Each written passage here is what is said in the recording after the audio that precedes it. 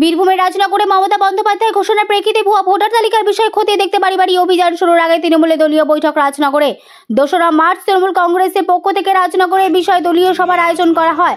সেখানে হাজির ছিলেন রাজনগর ব্লক তৃণমূল কংগ্রেসের সভাপতি সুকুমার সাধু সহ অন্যান্য নেতৃত্বরা, কোর কমিটি, বুথ সভাপতি সহ বেশ কিছু সংখ্যক দলীয় সদস্যদের নিয়ে এইরূপ বৈঠক অনুষ্ঠিত হলো। বীরভূমের রাজনগর থেকে মোহাম্মদ সফিউল আলমের report, smile India news Bangla. আজ আমরা রাজনগর ব্লকে কোর কমিটি এবং বুথ সভাপতি সমস্ত শাখা সংগঠনের নেতৃত্ব নিয়ে তৃণমূল কংগ্রেসের একটা বর্ধিত সভা হলো।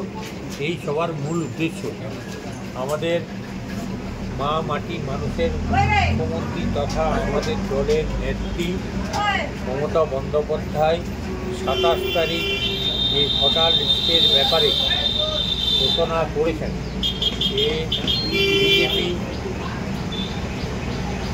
বিহার এবং দিল্লিতে যেভাবে ভোটার লিস্টে কারচুপি করে ওরা বৈতরণী পেরিয়েছে, সেইটা পশ্চিমবাংলায় যাতে পুনরাবৃত্তি না করতে পারে তার জন্যে উনি 27 তারিখ বলেছেন। গতকাল আপনার আমাদের জেলাতে মিটিং ছিল। আজকে আমরা